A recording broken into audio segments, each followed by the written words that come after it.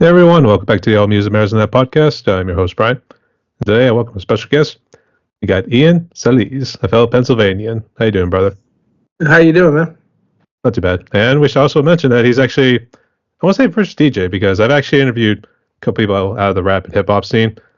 I don't know if I would qualify him as DJs. I guess you're more the turntable sort of Yeah, I do both. I mean, I DJ, weddings and stuff and school dances and whatnot, but I also scratch records and mix and do mashups and whatnot. And the scratching and stuff I do in a rock band, and then I have a hip hop cover band where we do all classic hip hop anthems, Biggie, Tupac, Fugees, all that kind of stuff. So I scratch records in that band as well. He knows what he's doing. That whole deal. That's pretty cool. Awesome. And actually, this whole thing started because you had actually commented on one of my posts on Facebook when I went to the Green Day, Rancid, Linda Linda's, and Smashing Pumpkins concert. Oh yeah, I remember. You said you got some video footage, and I was looking for a certain song for a friend of mine, right? Yeah, I guess the wedding proposal. Yeah. She, her and her boyfriend went, and he proposed during the first song on the whatever it's called, the encore, and yeah, she was like, did you happen to get footage of that song? And I was like, I don't even know that song because it's one of the newer ones. I was there for the old ones, and that's what I was starting to ask around, so I figured it was worth a try. Yeah, if I had enough life on my battery, I probably would have tried to at least film it. Yeah. Actually, I was trying to save up, but I guess I was down to literally 1%, so I wasn't able to get good riddance in order to close it out. So. Oh, that stinks. But I still got a good amount. I mean, hell, I got like most of the Dookie album, and then I actually got a good one because one of my relatives actually used to dance, and she used to dance to Wake Me Up When September Ends. So. I'll just bring back the old days. You need one of those portable battery things. You know what I mean? Like, yeah, probably would have came in handy. Yeah, maybe it's time to invest in that. Yeah, got some good memories right there too. So, actually, which side were you sitting on? It looked like you were on the left field side. I mean, yeah, if you're looking at the stage left, so it would have been stage right. But yeah, I was on the left-hand side. I actually bought the tickets. I took two of my kids, and I got the tickets like 2 weeks before the show. I was contemplating, and I really didn't want to pull the trigger because that was a lot of money. But that was my daughter's first show, so I took her and my son, and then girlfriend and my friend went. And yeah, it was a really, really fun time. I'm an older guy, so I want to hear the older songs, and at least I got Dookie out of it. And I got to see Smashing Pumpkins, and Rancid delivered with all the great, older songs that they, from the first couple records. So I was really happy with that. I don't know if I ever heard about Rancid, but that was definitely the first time I ever saw them live. So that was an interesting twist, I should say. Cool Rancid story, because they're like, like working class guys, and I seen them in Warped Tour, like 1998, and I think it was either 2000 or 2001. They were on Warped Tour again. It was at the Icy Lake Amphitheater that's now gone. And they played, in that year, for some reason, whatever it was, the union, stage workers union, and all that, they were on strike. So Rancid played their show, because it's a Warped Tour, they're contracted, they played. But then after, they went in the parking lot with acoustic guitars and played with the picketers, the union guys. So I thought that was really, really cool. I was young and I wasn't quite in the union yet for my job, but yeah, it was, that was really, really cool that they went out there and played, for everybody in the parking lot to support the union guys. So I thought that was really, really cool. Yep. Good man, as I would like to say. So, and yeah. Also good man too for also taking your kids and also girlfriend and all those guys as well. So yeah, it was a good time. I'm a big fan of strength and numbers, So if we all go have a good time. And my daughter, she's 14, and that was her first show, and she knew all the words, and I was really surprised. And because she was a big K-pop fan, and then all of a sudden now it's Nirvana, Green Day, Smashing Pumpkins, and I'm like, okay, but I think she still listens to the K-pop as well. But now she's starting to branch out more, so it was cool to see her, know the words to the Green Day songs and whatnot. So she had like a secret baptism at some point to, should we call it pop-punk, or should we say like post-punk or something? Yeah, I don't know. Unfortunately, she doesn't live with me, but at some point she got influenced and started listening to all the 90s stuff, and I was like, okay. And my buddy owns a record store in Monaca. It's the only one here in Beaver County, and Green Day record came in, Nirvana record came in, and I snatched them up for her. So she's listening to vinyl, she's listening to 90s stuff, so I think it's a win. Next thing you know, she'll be scratching those records too. She'll be following her father's footsteps. Not those ones. Not those ones. We don't scratch those ones. I mean, you could. The way things are these days is everything's digital. So I still use what are called scratch records or battle records, and they pressed them a lot back in the 90s. So you'd get 3-minute beat and then 2 minutes of samples that they would use, and it would be stuff from like old kung fu movies, like Wu-Tang type stuff, to just stuff from TV and pop culture type things, and different sounds and whatnot, and samples from hip hop, and that's what you scratch, like when you do these things or whatever you could find. People pull like old jazz records and find like a saxophone loop or something.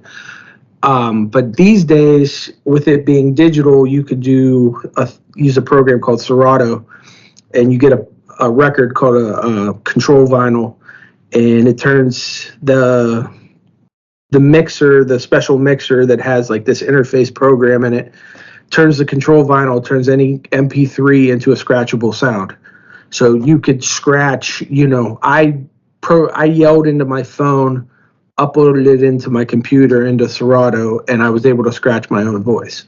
So anything becomes a scratchable sound. You could take anything from a movie, you could, a quote from Star Wars or whatever, and you could scratch it these days. And it's really, really simple to turn anything into a scratchable sound. But when I play in the band, most of my stuff is those old battle records, because the one band I'm in, Mush Cup, we play like once a year now. 20 years ago, we were touring, trying to make it, talking to labels, doing the whole thing, and we had a lot of success. And then you find out you're going to be a dad, and then it's pretty much done. But we used to tour and everything, and that was all before this digital interface and all that kind of stuff. So we all my old samples and everything are still on these records that I still have. So when we go out and play once a year, twice a year, whatever it is, I just use those old school records that are really, really beat up. And if people are like, oh my God, why do you treat, people take records like with fine, like as if you're going to use like white gloves to grab the record. I'm just grab the record, put it, and I go. And a lot of people that don't know what I do or like what it's about, they're like, oh my God, I can't believe you treat records like that. Yeah, exactly. It's like, oh my gosh, that's blasphemy. Like, the guy that owns the record store, he was like, I can't believe how you do it. Like, he uses, like when he puts records on in the store, they move the needle over, and then they put the toner, the lift on the arm, and they put it down. I'm just like, put it on, and they're like, I can't believe you do it that way. I don't know. It's just years and years of practice. That's for sure too. But I guess let's jump into the story here a little bit here too, because I guess first off, you got a lot of comments saying like you're not really a musician, but I guess when we were talking back and forth, it's like there's Slipknot, Linkin Park. I know you mentioned Incubus, and I guess any other ones who's got people using turntables. You're obviously a musician, and I guess what I try to do actually in the 90s, I heard Incubus, and let's see, that record Science came out in 1998, and I heard that and I was like, whoa. And at that time, Limp Bizkit was already a thing. They just surfaced, and there was a little bit of scratching in 311 songs. And I always was fascinated with the turntables anyways, because I was like, when I heard Run DMC, Public Enemy and all those, scratching and Tribe Called Quest and everything, because I liked hip hop as well as metal. And it always fascinated me. And then I started hearing, it more and more in rock bands. But the guy from Incubus, the original DJ, his name's DJ Life, before the guy they got now, he made it into the rhythm section. He's scratching along with the bass and the drums, and that's kind of what I go for. I try to make it part of the rhythm section, make it not just like background noise or samples or anything like that. I make it try to be a part of the rhythm. So I try to make it musical as possible. But yeah, I get a lot of, throughout the years, going back 25 years, oh, that's not an instrument. That's not, you're not a musician. You don't know what you're doing. I see people, I commented, even just something simple on like a group thing on Facebook one time, and guy was like, "Oh, what do you know about the music business? You're a DJ." I'm like, "Oh, okay." And then, I ended up having to block him. But I know what it's just because I'm a DJ doesn't mean I don't know about anything on the music end. And it was actually something in the back end of the business part, which for the one band Mush Cup, I am the one that books and does the shows and sets them all up and everything. So I know a little bit, not everything. I'm sure somebody could really school me, but I know how to put on a show. I know what it takes. I know to get the sound. I know to do the PR stuff, the marketing and all that kind of stuff. I've been doing it for 20 some years, It's not just DJ. Yeah, I could probably imagine, but I was going to say, do you do a mask, kind of like what you see with Sid Wilson, or I was going to say Dead Mouse too, but I don't think he does anything like what you're doing. No, that's more programming and stuff. For years, I actually, within my marriage and stuff, and I don't really want to get into it, I really didn't DJ. I didn't do much. I played occasionally when the band would get together, but I really didn't do much. I was busy being a parent and whatnot and a husband. And when that all fell apart, I was like, well, no better time than now. I'm in my mid 40s. Let me, jump back into this. And I started reading about what kind of equipment I want and getting back into it. And it really was, the best thing I could have did. I haven't put my 10,000 hours in, but, I'm getting there. I'm learning it. And I'm self-taught. Nobody taught me how to scratch a record. And it's really, when I started in 98, the technology and just the flash and the flare of it all has changed so much. Like the different types of scratch techniques and everything in the 90s are way different than they are now. People come up with some really crazy stuff and innovative, patterns and techniques, and it's all about timing. And that's why it is kind of musical, because when you're doing things, you want to stay in time and you want to scratch on time, and people don't understand that. They just think I'm taking a record and going back and forth, but it's like hands open, hands closed, you're up forward, you're stopping halfway through the motion and then going in, and it's all on time, just like you're playing guitar or you're playing drums or you're playing bass. So it is very musical. I can imagine. Actually, I was curious, I guess in the beginning, when you were just a wee lad, I guess, were you doing like any other instruments, like guitar, bass, maybe orchestra or band? I was a young kid. I grew up in the 80s and 90s, and just like anybody in that time, I was obsessed with, Metallica and Guns N' Roses and, all the hair bands of the time at the late 80s and, Quiet Riot and, all those kinds of things. And I actually had a guitar, and I got a guitar pretty young, probably like age 10. And it was one of those things, like my parents were like, you need to practice. You're not going outside until you practice. You didn't practice today, so you're not doing this, and I don't know. I like it, and I could play a little now. I just choose not to. I'd rather, my buddy was going to let me borrow a guitar. He's like, oh, you want to, take it home for a little bit? And I was like, the time I could put in to learning more of my stuff, of my scratching and my mixing and all that, I don't want to give it to the guitar time. So I was like, nah.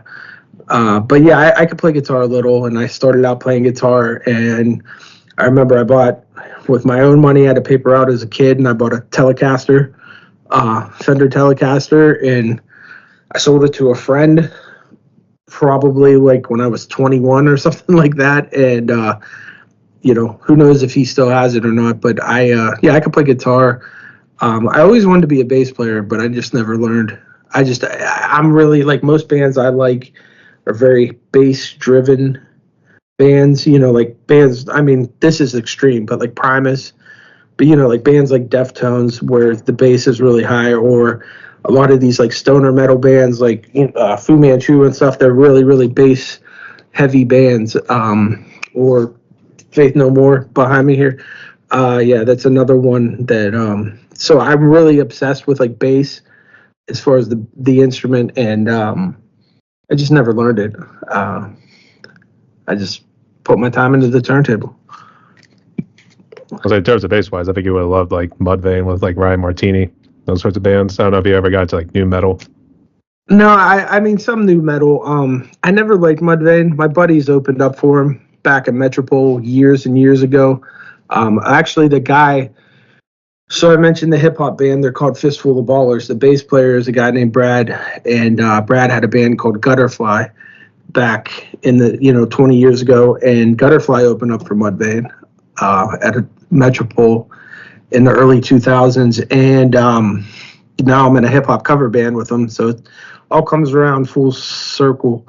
But Mudvayne was never. I really liked. What was that one band? They were Nothing Face. You remember that band? Yeah, Nothing Face was great. Yeah, a couple times, yeah. Yeah, they were really good. Unfortunately, the singer died. I don't throw shade to new metal like some people. New metal gets a bad name. Some of them are, really kind of bad, and there were some really, really good ones that never really surfaced, like Second Stage, Ozfest type bands. There was a band called Shovel. Back in the day, they were really great. Kind of a heavy bass driven type band. Korn kind of got old to me. Much respect. The first two records were awesome, and I don't know, just that when that third record came out and I was 20 years old or 21 or whatever, now I would have been a little older. But anyways, they came out in that disco beat and Got the Life, and I was just like, what? And it's just, I mean, it's not a bad song. I don't know. I'll take the first two records, and I get bored, and I'm always searching for something new, But then again, I listen to the same 10 bands I've listened to for the past 30 years, in rotation. So I don't say guilty, but I have expanded at least my arsenal of heavier to death metal sort of bands. That's normally the genres I like to roll with. So, and then actually, I was going to say the singer for Korn doesn't need a turntable. He then is the turntable. If you listen to something like Freak on a Leash. So yeah. So. Or even that little breakdown in Got the Life. I think it's Got the Life. Yeah, he does those sounds. Back in the day, there was a guy that was with the Roots, the hip hop group The Roots.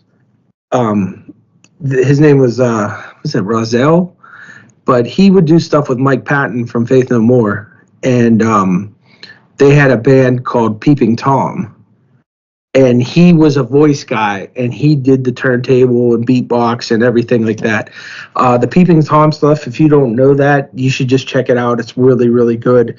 I'm a sucker for Mike Patton. That's my favorite singer. That's my Faith No More is my all-time favorite band. And they, anything that guy does, and he has, I don't know, like 20-some bands. And he does stuff with the Melvins and this band and that band, and but yeah, Peeping Tom was really good, and the guy Rozelle, he was like the human beatbox, and he's on those early Roots records, and he left Roots and did solo stuff and collaborations like that. So. He keeps himself busy, so yeah, that's a good thing. And, I guess so. What really was it that convinced you, like, hey, that's pretty cool what those guys are doing on the turntable right there? I want to be that guy. So I guess what was it that sold you? I mean, like I mentioned, like Public Enemy or Run DMC. I mean, here in Jam Master Jay, and I bought my first turntables in '98, and actually I saw Limp Bizkit for the first time and they didn't have a turntablist. They played with Korn at the Club Metropole in Pittsburgh, 1996. They weren't even signed yet. They were like in development, and that guy and the turntablist didn't even join. So, those bands started surfacing, and I always liked it. The turntable had always interested me. So, one day in 1998, I went to Hollywood Music in McKees Rocks, and I bought a cheap mixer and 2 top-of-the-line turntables, Technique 1200s. And I was hooked ever since. And, I would slowly try to learn. And I bought a VHS video. It was called the Invisible Scratch Pickles. And it's, I forget the DJs. They're well-known DJs, like Qbert, I think, is one of the DJs. And, those, I would watch that video and try to mimic what they were doing. But there's guys out there that are on the turntable. I call them like the Eddie Van Halens of the turntable. They just, no matter how much I try, I'm never going to be that guy. And one of those guys actually is DJ Jazzy Jeff, who was with the Fresh Prince. And, that's what he's more known for. But that guy is a phenomenal scratcher, mixer. He talks with his hands. It's awesome. But there's guys out there that are like the Eddie Van Halens. You're just not going to touch them. There's no matter how much you practice and whatever. And but I'm improving, doing better, learning my craft. Every place I play, people want me to come back, which is the good thing. And it's not always about the mix. A lot of times, and I do beat match and make it like a constant thing, but it's about sometimes setting a good vibe, just overall just having a good vibe so everybody's having a good time. But yeah, scratching and everything, it's sometimes you do it and people are like, what are you doing? And then sometimes you do it and people are like, okay, I got you. But yeah, it's I would say Public Enemy, and to answer your question, was probably the big thing, hearing their DJ Terminator X when I was a kid. And I mean, to the point where I like Public Enemy so much that I got it tattooed on my arm. So yeah, that's probably like my biggest influence, Yeah. I was gonna say that was almost like a Die Hard situation right there with actually getting a tattoo of Public Enemy. And yeah, I got the one guy on there. I got a couple band tattoos, things, that I like, musicians or artists that mean the world to me. I got Public Enemy there, and up here I got Henry Rollins tattoo. So Black Flag. Well, not Black Flag. It's the End of Silence. I mean, this thing is old, but yeah, that was from one of his early solo records in 1992, 91. Put a record out called The End of Silence. I got it for Christmas. I asked for it for Christmas, and I was really surprised I got it, that my mom actually found it and allowed me to have it, because my mom used to censor my music when I was a kid. I used to buy a tape or something, and she would read the liner notes and be like, nope, you're not keeping this one. But then she would do something stupid, like my parents were divorced, and she'd give it to my dad. And then my dad would come pick me up, and she'd be like, he's not allowed to have this tape, but I figure I'd give it to you because you like this kind of music. And then my dad would just let me listen to it on the weekends. So, I don't know if that was on purpose, as far as like my mom kind of knew that my dad would let me, and that was just a way of her not telling me no completely. I don't know, but it just made no sense, because my dad was a rule breaker. That's why they weren't married anymore. Of course he was going to let me. He wanted to be the cool dad. So, yeah, I would say kind of full circle. Yeah, absolutely. Actually, I remember Public Enemy, but mainly it was because they collaborated with Anthrax, which I noticed the Spraying the Disease one right above you there. Oh, yeah. I remember hearing that in 91, being like, oh my God, that's like the greatest thing ever. And, at that point, that was years after Run DMC collaborated with Aerosmith.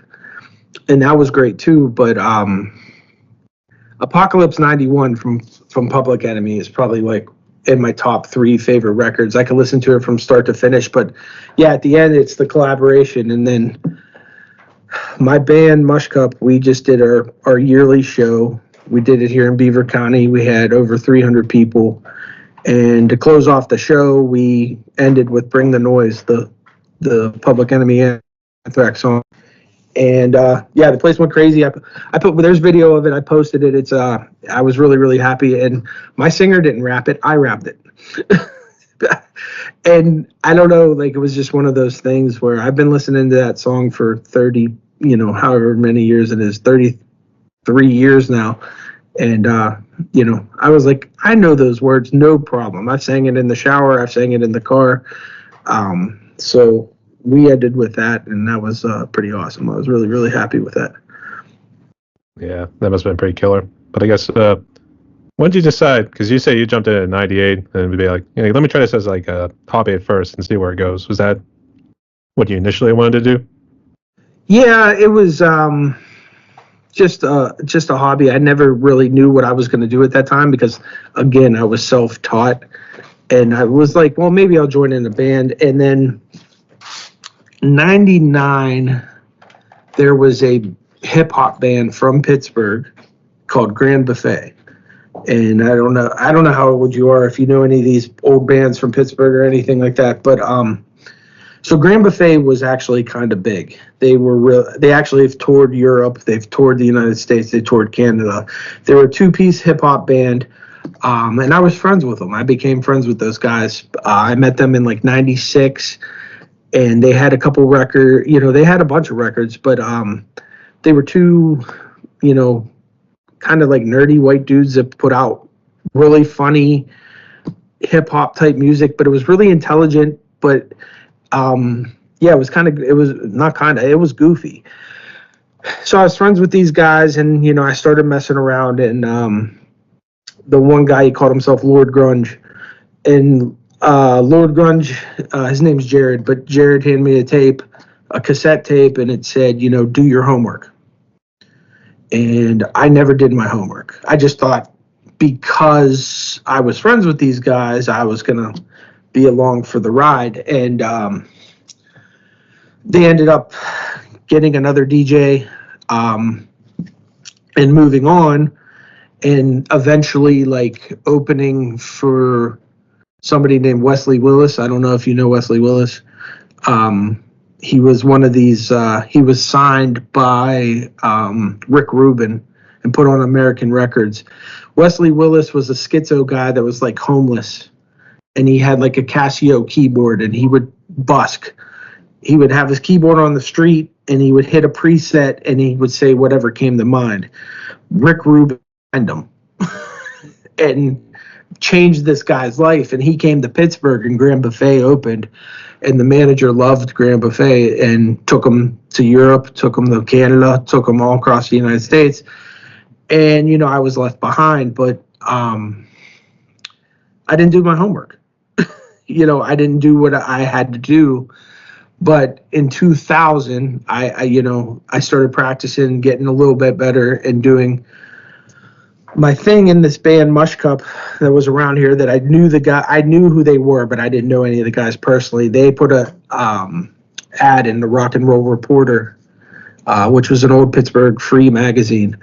And they were like, yeah, Beaver County band looking for a DJ. And I was like, okay. And I made it. I did my homework, and I joined them. And, I didn't tour. I did tour with them. We did half the United States. We did the Virgin Islands. We got to play St. Thomas. That was great. Down to Florida, far west of Chicago. All up and down the coast. And still some of my best friends to this day. And like I said, we just played about a month ago. I had 300 plus people here. So yeah, maybe I didn't get to tour Europe and all that, but seriously, I talk to these guys all the time. Great friends. I know their kids. They're my brothers. So it all worked out, and I joined them in 2000. We toured and played shows, opened up for countless bands. About a month before I joined them, they opened up for Crazy Town. speaking of new metal and stuff like that. And I didn't get to play that show, but we played with Drowning Pool, Cold Chamber, Seven Dust, Saliva. We played with a lot of bands. And actually, today's the anniversary of 9/11. About 11 days after 9/11, I think it was like September 22nd or September in 2001, there was a festival the X put on. And the X is still the radio station now, but it's called Resurgence Fest. And it was Saliva and Seven Dust, and I think one of those bands that ended up becoming like a big emo band. But it was a flop because of 9/11. But we got to play that, and that was what was that one band that was kind of poppy rock band? Stroke Nine. I don't know if you remember that band. They were on like soundtracks and what. I think they were on the Jay and Silent Bob soundtrack, if I remember correctly. But yeah, we got to play that, and that was like, I thought that was going to be life changing. We're going to play Star Lake, awesome, and then it was, like I said, a big flop because the big tragedy.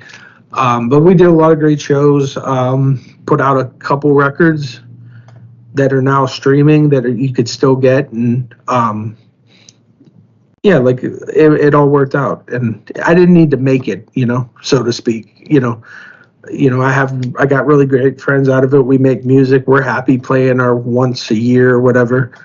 And then, I play with the other band every couple months. We do a show every 2 months or whatever, and that's a lot of fun. And we've been drawn pretty well in Pittsburgh. We sold out Hard Rock last November. We're going to be back this November. Jurgles, we got a really big turnout at Jurgles, really big turnout at City Winery. And we're going to the Craft House, and we just got booked for the casino in Pittsburgh. Let's go gamble. Is that a whole deal? Yeah. That's pretty cool. Yeah, I better not. Yeah, let's keep that money intact right there. So yeah. I guess, how's it been like doing weddings and stuff? Because you're pretty much flying solo at that point. Was it kind of intimidating the first maybe couple of weddings or events you were at?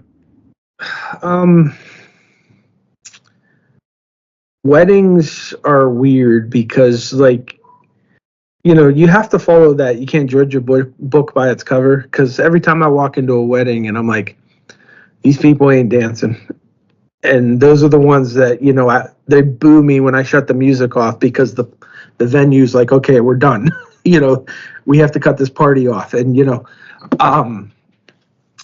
but, weddings is, it's all the stereotypical, first dance with the parents, type stuff. And then you just try to do a good mix and set a good vibe and make it fun. Because, hopefully these people only do it once, so you don't want to screw it up. And, yeah, it's just, I don't do so much turntable stuff there. I do more digital, but I do throw in scratches, because you could do digital scratching and on a controller. And mostly people don't care about that. And then, there's certain groups too where it's like they want you to cut the song short. Like get to the chorus and then get into the next song. And then there's other people where they're like, can you not cut the song off, because like the good part's coming up and you're cutting it off. So, you kind of just got to, read the room, see what they're telling you. It's not ideal. It's not the same as being on live stage, but it's fun. You do something like a school dance, like you do a dance for a middle school. Those kids think you're like a rock star. And I'm like, I'm just, I live down the street from you, kid, but, I'm the one playing music. So, but it's fun. It's something to do on the side. And, yeah, I'd rather be on a regular stage, but I get that with the cover band and, when I play with Mush Cup. So. Yeah, I see.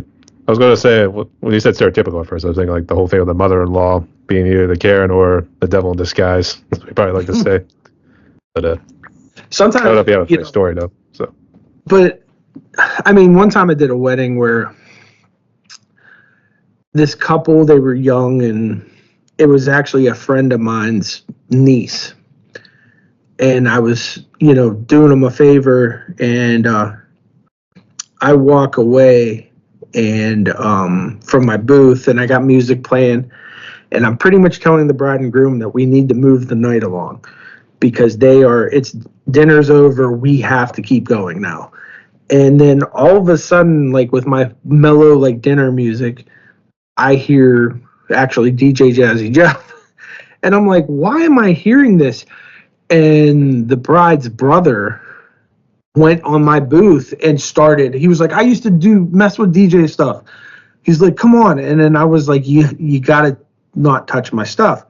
So the dad was like apologetic, and that's my buddy's brother. And I was like, yeah, it's okay. It's okay. And then, he's throwing me money because, he's trying to make it right. The whole night, yeah, pretty much. And the whole night, it was kind of tense all night. You could just see stuff building. And at the end of the night, the guy that touched my equipment, the son and the dad of the bride, were fist fighting in the parking lot. Which ended up for me not getting paid for the night. And then I had to chase them around the day after. This was years and years ago, but I ended up having to chase them to get my money, but for that gig. But it was just weird that they were fighting each other. This is, way to make it about you guys and not the bride and groom. But I heard they're divorced now, so whatever. Maybe I'll get to the next one. I'll be like, yeah. I was trying to make a joke right there. Yeah. Sometimes those things go off without a hitch.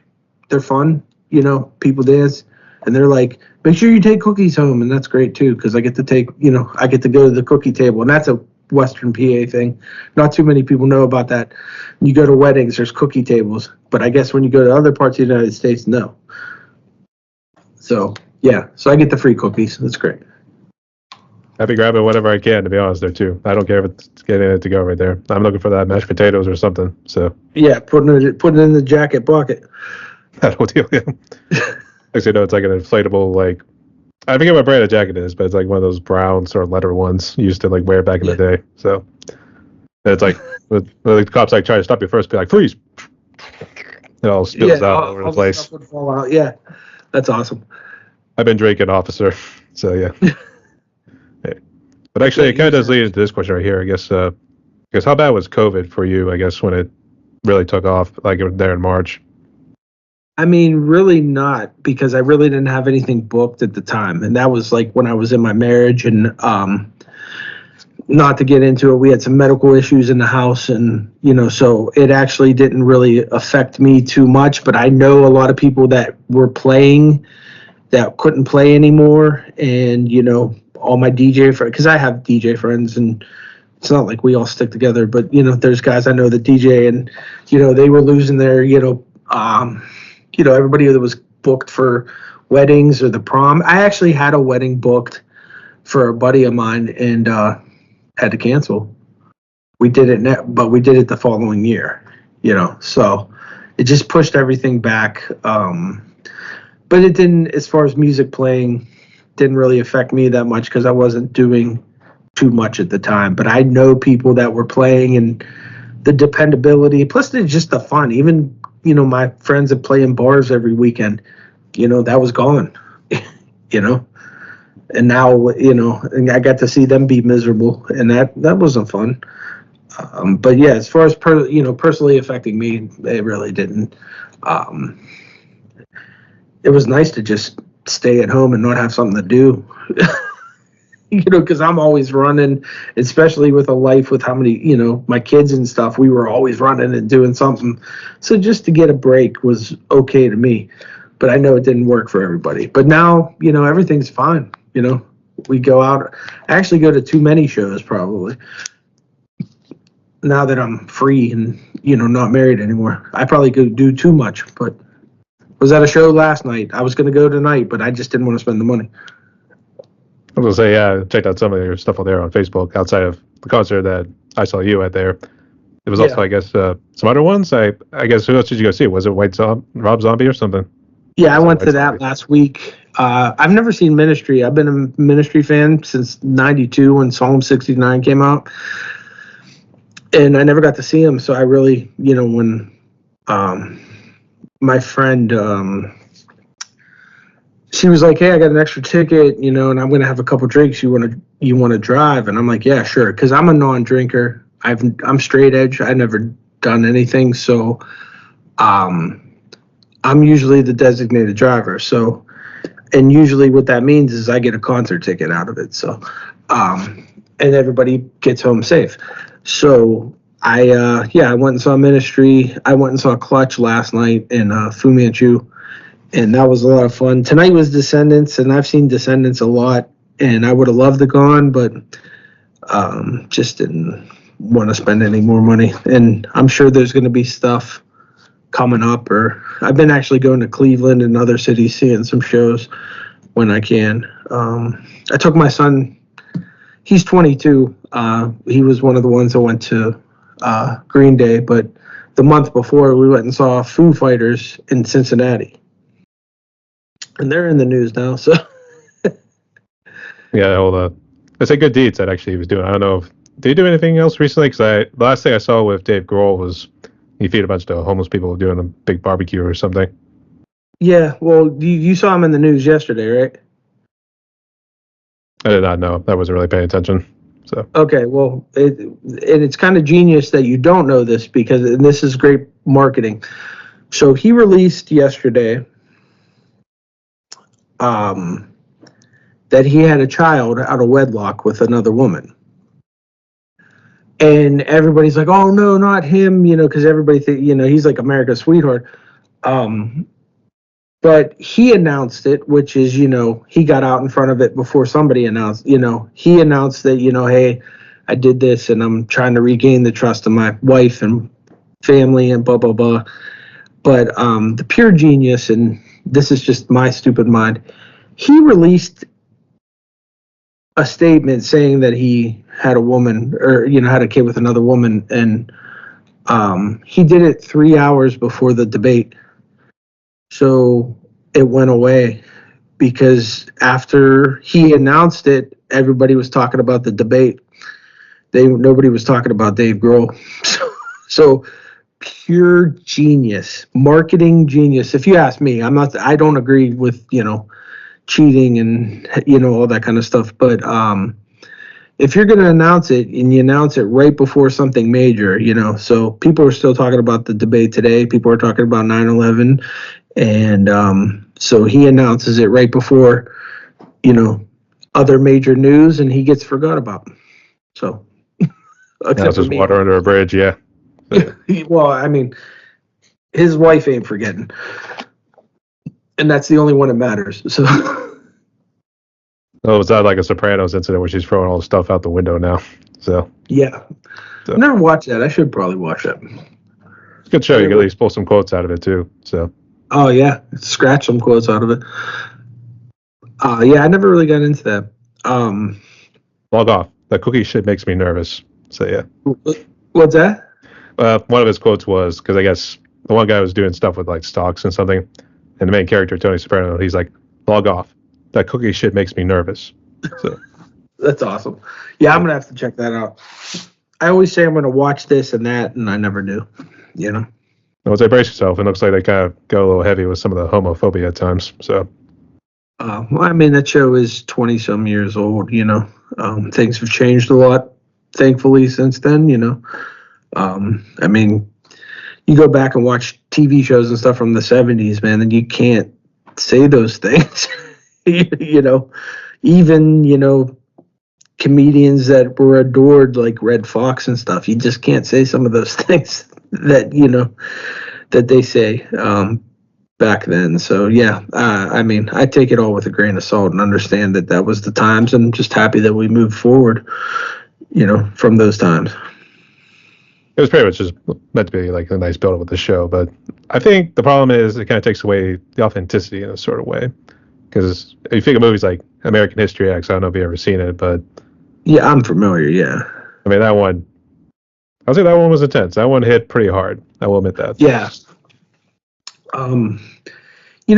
As much as like there is progression and everything too, like, some of the rap music I listen to, like Public Enemy, and some of the topics that they, speak about, and, people of color rights and everything like that, it's really, when you listen to those records from like the late 80s, early 90s, and you listen to them now, it's some of the things they speak of, 35 years ago and those records hasn't really changed. And that's kind of sad. I mean, it is sad, there's really no difference between, and then you think about, the history that they teach you in school about what happened in the, 50s and 60s and that stuff was going on. And then when Public Enemy writes their stuff, that stuff was still going on. And then now here we are in 2024 and it's still going on. It's like, so as much as we do progress in some things, we really don't, which is sad.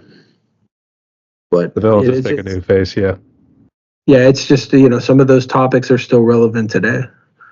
So do we progress? Maybe not. Very minusculely at times, but actually, did you see that whole thing with Tyreek Hill yesterday? I guess What's that? The football receiver for the Miami Dolphins, Tyreek Hill, when he got pulled over, I guess they actually pulled him out of his car because I guess he wasn't really cooperating too well. Yeah. No, I didn't hear about that. I was too busy with Dave Grohl. Well, good thing there too, but yeah. I think the problem is it didn't look like, because he wasn't really being as cooperative as I guess the officers wanted him to be. So that's why they dragged him from the car and handcuffed him. And then I guess after some citations and stuff, they let him go and play his game. Still had 130 yards and a touchdown. So, I mean, he did something. Oh, I had no clue. Oh, so it happened Sunday or Saturday. It all happened right before the game. Yeah. It was the weirdest thing. And I'm seeing this Instagram video and I'm thinking like, that's not Tyreek Hill, because sometimes you get those people that look like somebody, but it's not them. So yeah. That's what I thought it was at first. I didn't even hear about that. Crazy shit. So, yeah. It kind of ties in with that, the whole thing with the police, because I know Bring the Noise, it seemed that I think talk about like cops and that whole deal. So, yeah, so I don't know if you know the history of that song. I don't, I know the words. It's more about like, there's a line in there about radio stations playing them and stuff, but how they can't get airplay and everything. But that song was originally on a Public Enemy record from 1986, and it was on a record called "It Takes a Nation of Millions to Hold Us Back," or something along those lines. I might have screwed that up, but anyways, so that was on the record in '86, and then when Anthrax. They put out an Attack of Killer Bees, which was all B-sides. And then at the same time, Apocalypse 91 from Public Enemy was coming out. They collaborated and put that on both of those records. And so, yeah, that was a song that at that point was 5 years old. So, what, and yeah, a lot of the, a lot of their music is about civil rights. And, their first couple records came out in the mid-'80s. And, they put out records. They still put out records. And it's, they're still tackling civil rights issues. And, 40 years later from when they put out their first records. And, that's a problem. Yeah, do tell. But I will admit, I did love Charlie Panate's drumming on that, too, because I'm technically a drummer, so I like to... Oh, yeah. That. So... Yeah, I saw the one video. Is that you in the intro doing of your video? Oh, you mean for each podcast episode? Yeah. Yeah. It starts with me, and then it expands, or I guess whatever you want to call it, and then it does like 3 in a row right there. It has like other people I've interviewed who are also part of my drumming community, and one was Pierce Stipner, who actually young kid. And I think he's now in the music scene doing like blues. Maybe blues rock, I'm not too sure.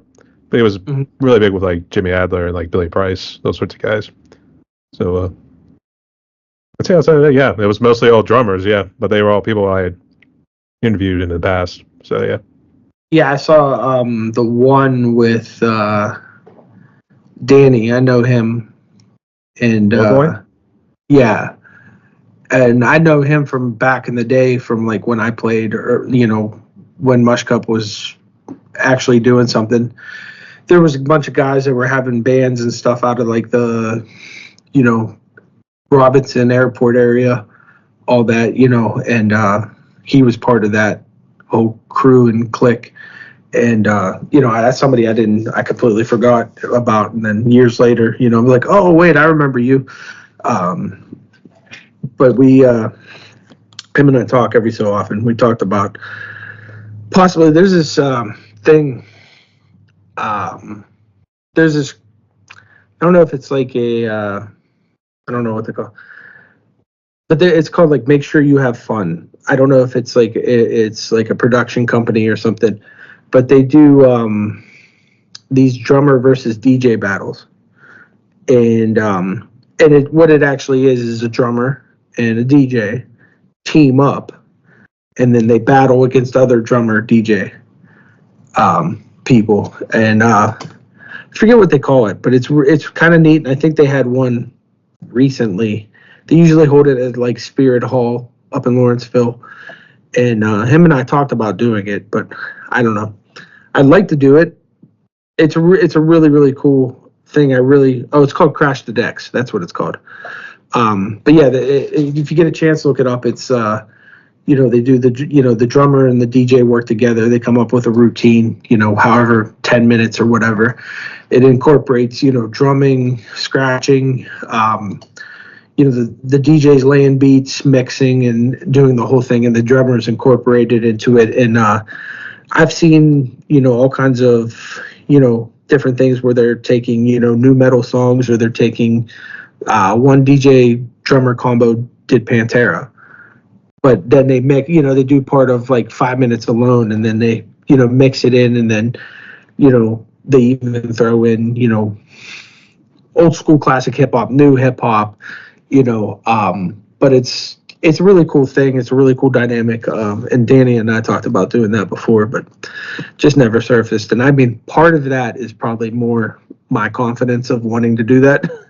I just don't feel I'm where I want to be doing a collaboration like that. I don't know, like with a whole entire band, it's one thing, but when I'm coming up with the routine and, working with the drummer, I don't know.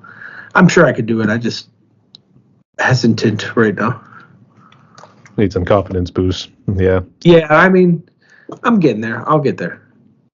I'm one of those people that think I'm bad at doing everything. And I worry before I go to a gig, and I worry, and like the Mush Cup show, I'm running around and everybody's like, "Are you okay? Are you okay?" And I'm making sure everybody else is having a good time while I'm panicking. And by the end of the show, and you see a big sea of people, and everything feels a lot better and feels okay. But yeah, I worry a lot, and I never, I go, oh, man, that was bad. And everybody's like, what are you talking about? So I'm one of those people. I'd say I sometimes get that, but I think it's because of the fear of rejection. So I know that. Fear of rejection, failure, I'm kind of a people pleaser. I want to make sure everybody has fun, has a good time. So I want to do my best performance no matter what it is. If it's something small like a school dance up to something big, like playing for a couple hundred people, or, playing one of the bigger clubs in the Pittsburgh area like Jurgles or something, I want to make sure that I'm, giving 110%, and it's a good performance. So I really panic, and I really question every move and every little thing. Was that good? Was that mix on? So I do all that kind of stuff. Yeah. Actually, go back to Danny real quick. Actually, believe it or not, he actually told me about that place in Uniondale, that brewery place where we actually did the interview. That was the first time actually doing it outside. Yeah. That sort of place. So I don't know if you saw that interview yet or no. I seen parts of it, yeah. And I was like at a picnic table or something. Yeah. But I about an hour in where the battery on my camera died, so I had to just roll with what we had. From this guy right here. This is what we were using. So. Oh, okay, cool. So there's that. Seems to be doing fine. Looks like he finally formed a group. Micro guttural fluctuation, I guess that's how you pronounce it. Yeah. I thought that was a mouthful. We're metal. But, like to be a little inventive with our wording. So yeah. Oh, I know, and at least I could read it. I always like that joke of like you see a pile of sticks and it's like, oh, what metal band's that? Because Or just mess with a bottle of mustard. Yeah. So yeah. Yeah, it's some people like I just can't read it. But yeah, at least I could read the font. They go back to the old school font when it was at least like the 80s, for instance. I guess whenever they started getting like real heavy, they started at least messing with the font, but it was still legible to read. Nowadays, you like get like this whole, I don't know what you call it, shape, but yeah, it's like one word just like jumbled in or something. Or putting lines off of the letters that aren't supposed to be there, and it's crazy. There's a metal band from Beaver County, and they're people know who they are around here, but I mean they've toured Europe. They were supposed to go to Mexico, and they got canceled. The tour got canceled, but they're called Sathanos. But they started in the '80s in the little town here, New Brighton, and their logo's legible. But it was in the '80s, and everything is like. Hell and angels and demons and, the devil and on a dark horse and blah, blah, blah. Every record is like that, and it's crazier than the next. Actually kind of a cool thing. Years ago, Mush Cup was playing a show, and Sathanos was on it. We were the two openers, and it was an all-day thing, but the headliner was Damage Plan with Dimebag Darrell. So, the Dimebag Darrell. Oh, man. So this was the Sunday after Thanksgiving, 2004. I forget the name of the club, but right at the beginning of South Side, it was right next to where Hooters was. It's like lofts now. It's apartments right after Station Square. Whatever that place was called. The Nationals were The Haunted, Shadows Fall, and Damage Plan. A bunch of locals open, us and Sathanos, and one quick thing, Sathanos is passing out their demos to all the national bands, and The Haunted is from Sweden, and the drummer hands something to one of the guys in Haunted, hands a CD, and the guy's like, oh, I got your Jaws of Satan 12-inch at home. So like Sathanos is known in Europe, but that ended up being, that show was a week and a half before Dime was killed. So we got to play with him, however many days that was, a week and a half before he died. We have a picture. I'll send you the picture on Messenger. It's a picture of Dime, and he's got me in one arm, and he's got my guitar player, Brian. My bass player's in there, and a couple of other guys that used to help the band. And talk about a really, really nice guy. Yeah, but we got, of all the nationals, and I brought up us playing with nationals earlier. I completely forgot. We played with Dime right before he passed. And even in the background of the picture is his bodyguard, and I think they called him Mayhem. And he was shot and killed as well that night. And yeah, he was a really, really nice guy. It was a Sunday, and one of the tires blew on the tour bus, or on the trailer of the tour bus, like where all their equipment was. And our one guy that was like our roadie, he actually helped them get a new tire for it, because it was a Sunday, and he was like, yeah, I know who to call to get that fixed, blah, blah, blah. And he got the tire fixed, and I never remember her name, the Dime's girlfriend that was always with him. She took a CD, and she's the one that does like the Whiskey Now or whatever in his name, that drink. And she took a CD, took my phone number, and Dime was like, next time we come to Pittsburgh, we're gonna have you guys back, and blah, blah, blah. And it was great, and he gave us a hug, and we'll see you next time. And then he was gone. So, but that was one of one of my claims to fame, and it's really sad. And that place in Columbus where he was killed, that whole club's gone. They demolished it. I don't know why. I don't think it was because of that, but it's gone too. So it's a bummer. I think it had a role to play in it because I don't think people wanted to go back in, let alone have like a metal show because of that, or I think maybe even the fear of like knowing somebody could walk in there and do something similar. So I think that's probably why.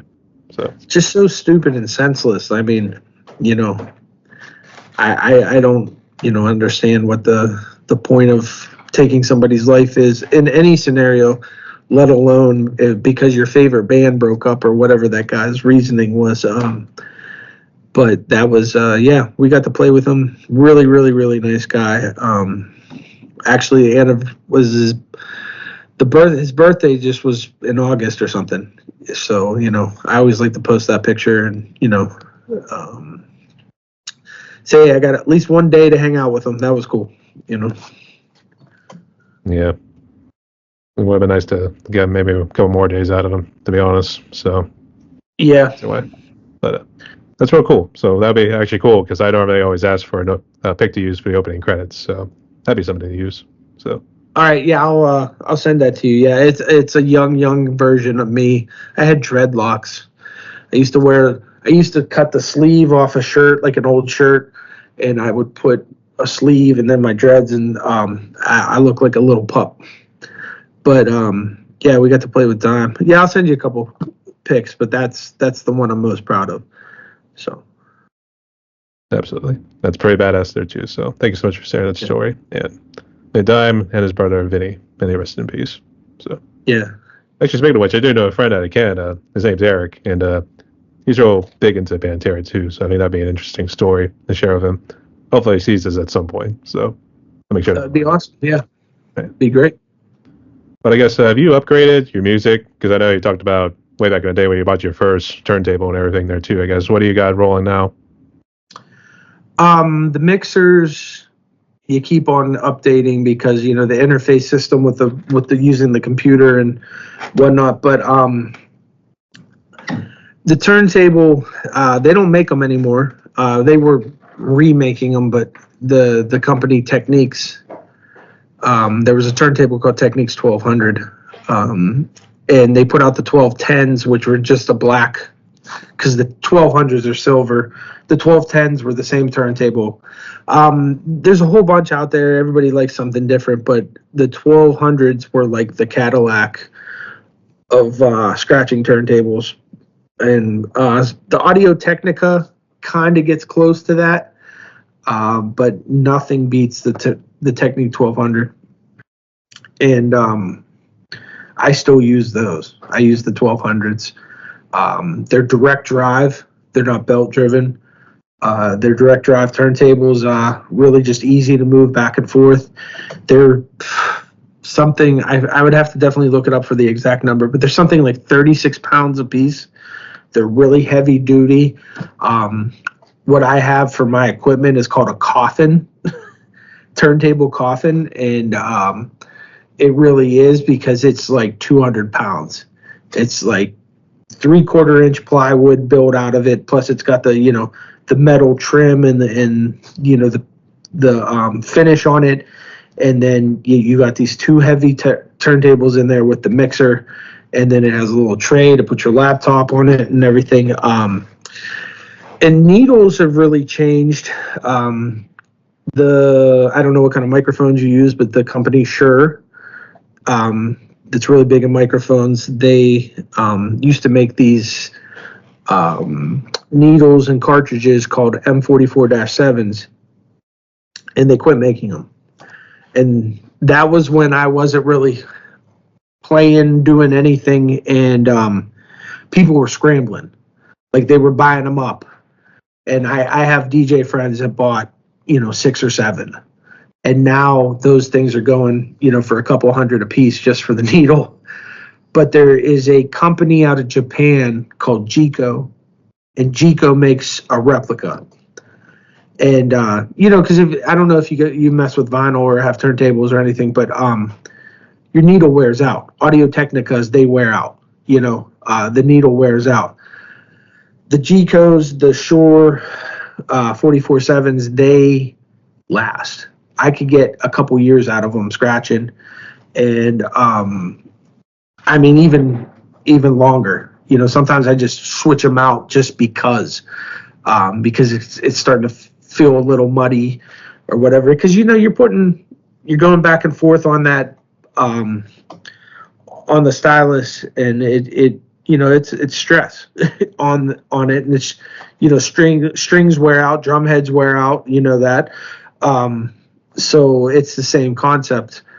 But the techniques, I probably will never get another. As long as those things run.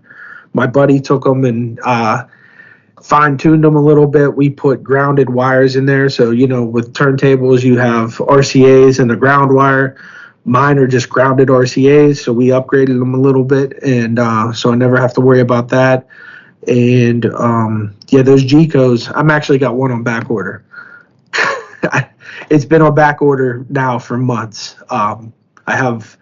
So when that comes in, I'll have 3 needles. So if something happens to one, I have a backup. But yeah, as far as upgrading, and then, you know, hopefully upgrade a mixer eventually, but, you know, those get pricey. Like everything else, but yeah. I've actually never experimented with turntables. I've seen like maybe like miniature ones, for instance, probably like at my local music store, and I just kind of goofed around like doing the little thing with or I guess scratching or whatever you want to call it. But yeah. Yeah. Actually, this one, the microphones I use for basically interviews, I also use my little closet over here as a vocal booth. They're Audio Technicas. I do have a couple Shores. One's kind of been sitting over here, really not doing much. I kind of would like to reuse it. So, but I have both. So yeah. I was a big Shure fan. I don't know why they decided to quit making those 44.7s. They were, you know, that was like everything. And then, you know, I'm not a fan of Reddit or any of that kind of stuff, but I turned to like, you know, message board type things like Reddit, like where do I find, you know, and I just started doing my research, and all these DJs in Europe and everything were talking about these G-Co's, and they really are good. The other cool thing that I do, at least I think it's cool, but which helps with the wear of the needle, is when you get your needle in the stylus, you turn it 22 degrees.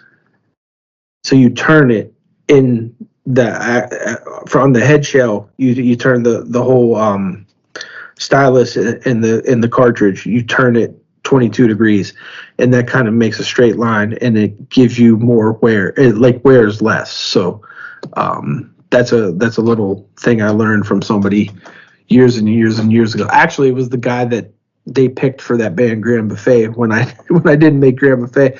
I mean, I still was friends with them and everything. There was no hard feelings. I didn't do my part, but their DJ was like, "Oh, you need to take your needles and turn them," and I was like, "Oh, okay." So I've done that ever since, you know. So that's an actual thing. Yeah. To a certain extent, you have done your homework. So when you think about it. Yeah, and there's still so much more to learn. You know, that's just with everything. You know, so. I do have to ask about this because I noticed in Slipknot and to a certain extent Linkin Park, it looked like they had sampling and then the turntables and everything like separate too. Do you normally try to mix it up too? I don't know how it works, so I'm actually curious. I mean, there's you know, you could do samplings with like almost kind of like with drum pads, you know, like electronic drum pads. You know how you set your, you know, which drum hit you want, or it's the same with like samplers. You could have little pads where, you know, you could have the drum sounds, or you could have whatever, you know, like Slipknot, Here Comes the Pain, you know. But a lot of times with my samples and everything, I do straight from the record, you know. So I take whatever sample I use and I scratch it straight from the record. Pretty straightforward. And, you know, I take like a go and I scratch go, go, go, go, you know, and on time. And, but you could have like a little pad, you know, sample pad. There was a great sampler in the 90s, and I had it, and I don't have it anymore, but it was called Dr. Sample. And, there was you would use that, and I would hit the little pet, you know, you would program it. There was a record in and you know, the main out, and you would record into the samples, and then you could hit your sample pad. And a lot of people made music with that. There was a picture on, it always stuck into my head. There was a rapper. I don't know if you ever heard the rapper Del the Funky Homo Sapien. You would maybe a little bit. It sounds familiar, so something like that. But go ahead. You would know Del because he's the guy that raps on that Gorillaz song, Clint Eastwood. That's him. But he has a lot of solo stuff, and he on the back of one of his albums, it's like there's a picture of him, and it's him holding a Dr. sample. Because the Dr. sample was only like about this big. It was just a little piece of, just a little sample pad. And I remember seeing that going, oh, I have that. That's what I use. Like I was, but that was a big thing back in the 90s, the Dr. sample. I had that. And actually, all my original equipment is gone. These are all stuff I bought again. So, I was a dad and everything, and I worked in juvenile corrections. And in juvenile corrections, there was a place up in Newcastle, 45 minutes north of Pittsburgh.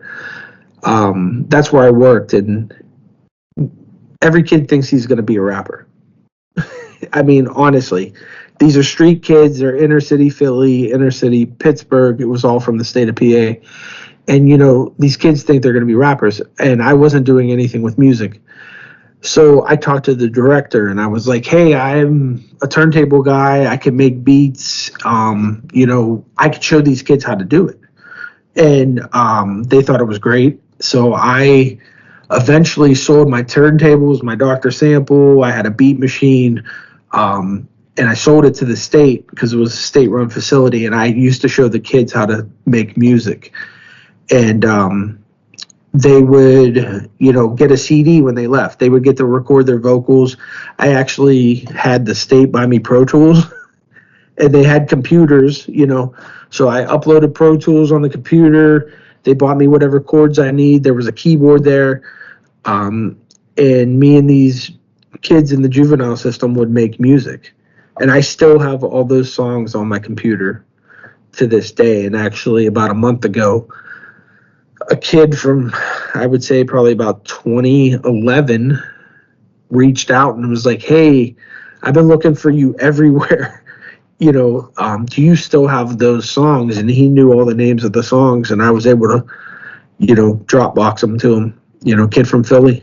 And I gave him his music. There were some kids there, they were talented. They, and it was a really cool way too, for a music group to be therapeutic. Because these kids, they were street kids. They were in there for selling drugs or shooting at people, whatever inner city, whatever they did, maybe they wouldn't open up. These kids are really, guarded. But they would open up to me, but they wouldn't know it because I'd be like, all right, well, I'm not going to censor you. We made this beat, we did this sample, and we did this loop and put it all together. So you wrote some lyrics. Let's hear it. And then these kids would rap, and I would record it and make a song.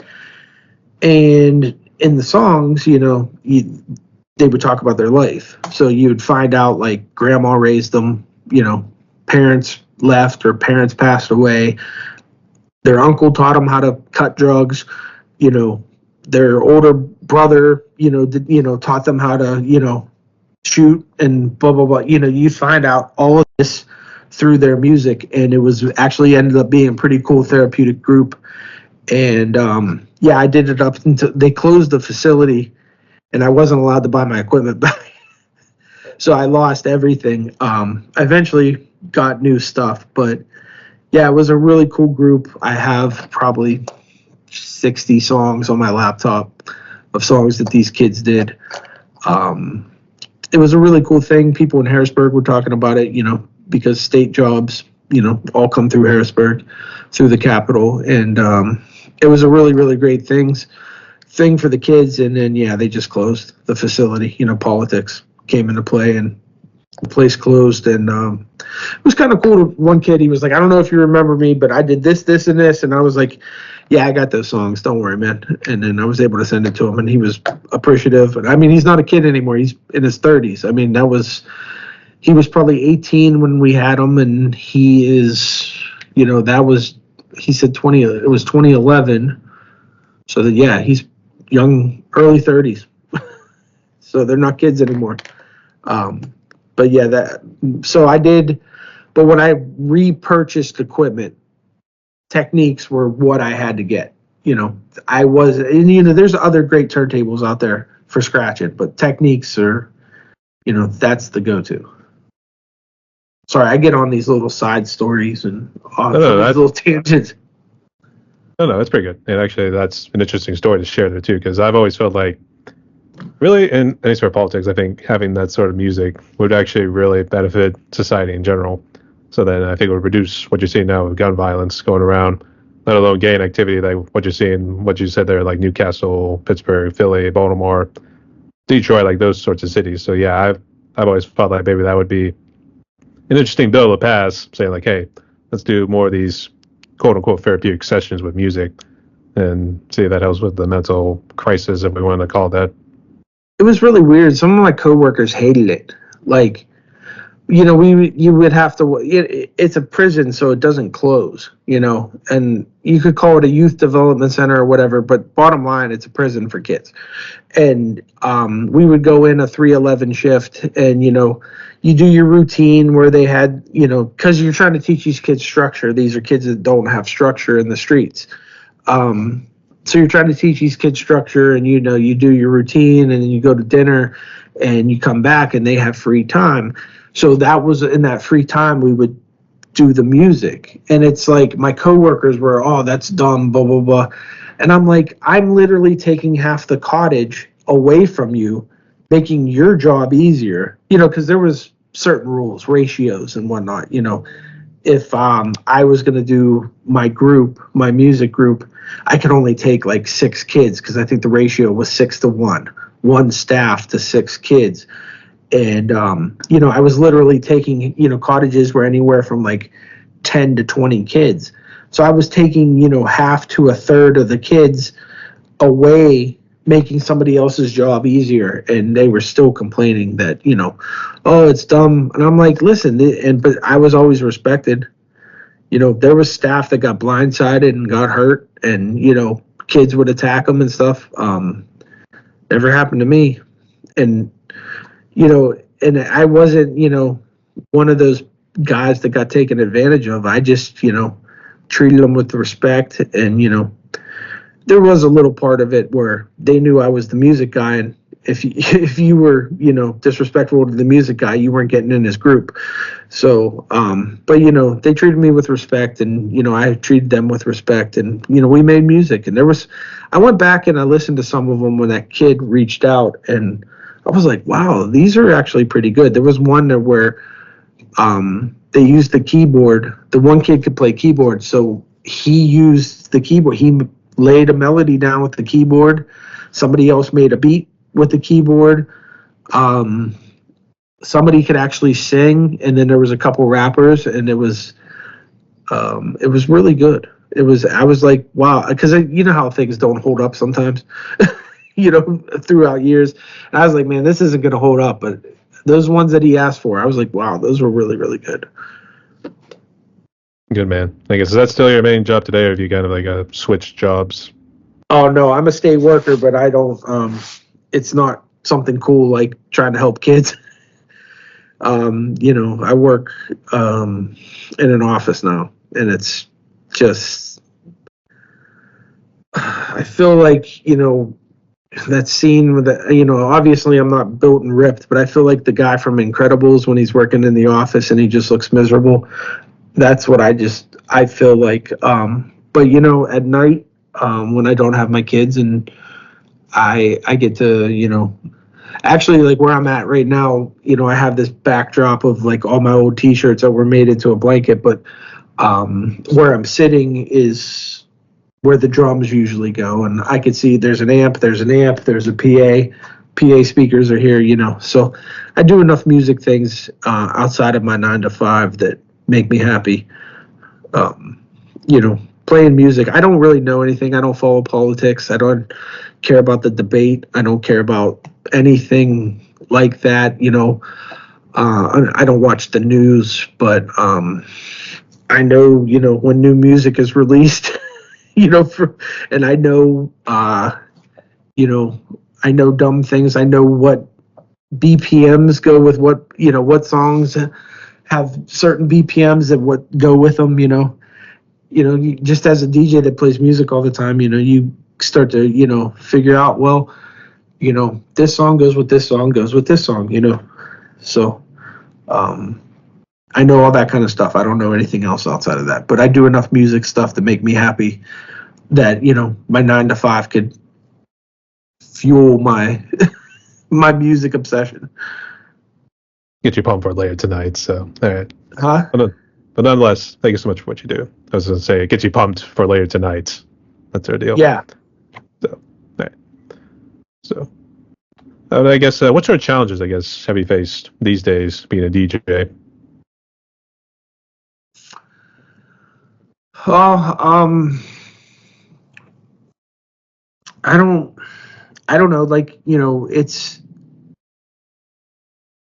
it actually evolves and, when I watch these videos of these guys that I referred to earlier as like these, like Eddie Van Halen's of the turntable where they could just do all this kind of trickery and these moves and stuff, like, me wanting to be like that right now, and that's, I could do some of that stuff, don't get me wrong, but I can't do it all. And then, so pushing myself to not like give up and, keep trying or, doing a pattern over and over and doing it slow and doing it, that's probably the biggest thing for me. And, just, when you show up at a gig or whatever, just, it's impossible to make everybody happy, but that's what I want to do. I just did a gig last week that I was really just sick over. And then I got there and it went way better and I couldn't stay any longer, but they wanted me to stay longer, but I had another, thing to do. So, the biggest challenge for me, is not being where I want to be, talent wise and, just making sure everybody's happy and having a good time. And, I think those are the two biggest things for me personally, I guess in your band, Mush Cup, do you contribute anything with the lyric wise? And I guess outside of, I don't know if you do anything else music wise outside of your own profession right there, but I guess what else do you contribute with Mush Cup and any other groups? Well, with Mush Cup, the lyrics are wrote by the singer Brian, and he just pretty much tells me, okay, well, I think you should do this or this here, because I actually with Mush Cup I go back and forth, like I scream. So there's a part where I'm scratching, and then I stop scratching and I grab the microphone and I'm screaming, and then I'll be done screaming and I'll go back to scratching, but he pretty much tells me what to scratch. But as far as the full writing process, like we all, I obviously don't come up with the guitar riffs or whatever, but, guitar player will like, I got this, and I help with the arranging, I'll put in my 2 cents. Well, maybe we should take that part out and make that part longer. We all make suggestions like that. But, it's a collaborative thing. And like when we put out our records, they were all on CD. So we had to get them all streaming, there's a whole bunch of paperwork and everything you have to fill out, and you have to pretty much like, well, who wrote this, like who published this, and we put down all our names. We didn't put just like, well, the guy, the guitar player because he wrote the music, or the singer because he wrote the lyrics. We put it down as a collaborated thing because we all put in our 2 cents when we write songs. So, and then it's even, even in a cover band, with sometimes the music isn't exact like, because, it's digital or whatever, or you're, like we do, Big Papa from Biggie, which is the sample from an Isley Brothers song. So, they're kind of playing the Isley Brothers riff, and, because the cover band's all live band. There's 7 members. There's guitar, bass, keyboard, drums, 2 singers, and a DJ. And, when we try to arrange how the music's going to go, we all pitch in. Well, maybe that should be shorter. Maybe this should be longer. Maybe we should do this here, or maybe I should do the intro. It's coming up. I don't say I write, but I definitely, help with the production of it, the producing, the arranging, everything. I also that would have been like my dream thing, is to be a producer. I would have loved to been like a Rick Rubin type. That would have been my dream. I don't have great ideas like he does, but that would have been definitely my producing would have been like my thing. I think I have enough like ideas and know-how to like arrange things and to make them pretty good, but I never got into it. I always just stuck with what I did. I'll say the next thing to know look for is like maybe a schizophrenic homeless guy. Try to see if that propels your career right there. So, yeah. That guy, he made that guy famous. Like, that was Wesley Willis. He was a character. He unfortunately passed away, but he was from Chicago. He was just on the streets of Chicago with his Casio keyboard and hitting the presets. And it's you have to look up some of his music. It's what the presets on a keyboard are like. So yeah, I would say I've only experimented with a couple, so I don't. My knowledge is not very great at that, but nonetheless, go ahead. And then, I mean, it's a keyboard from the 90s because he was, discovered in the 90s. And then, he would just talk about a product. Everything is like, a song's called like Pepsi, or one song's called like Taco Bell, or one song's called, like KFC, or, so it's all different things like that. And it's not great music. It's just fun in a way. I actually got to see him live when he came with Grand Buffet opening, and there was a really cool little place. It was called Millville Industrial Theater. Do you remember that place? I know a little bit of Millville. I think the one I've only been to was like Mr. Small's Theater. So okay, so right outside of Millville, it's gone now, but there's that stretch of what is that, 28 or whatever it is, that highway that's right like going to Millville. There was a industrial park that was like back in the mountain side, and inside like there was several like buildings, and it was an abandoned industrial park, and just very, very small, but there was like 3 buildings. But this guy that was a local promoter bought the place. His name Manny Thiner, and he bought the place and he called it Millville Industrial Theater.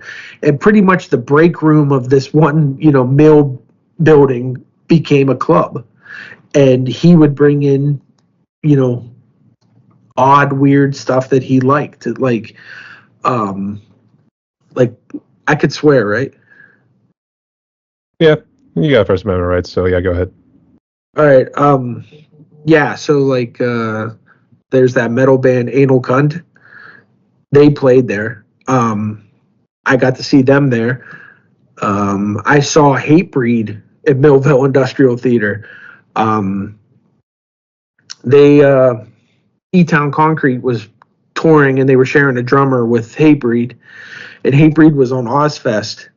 It was 2001, and they were on Ozfest. They were on the second stage. It was before they blew up.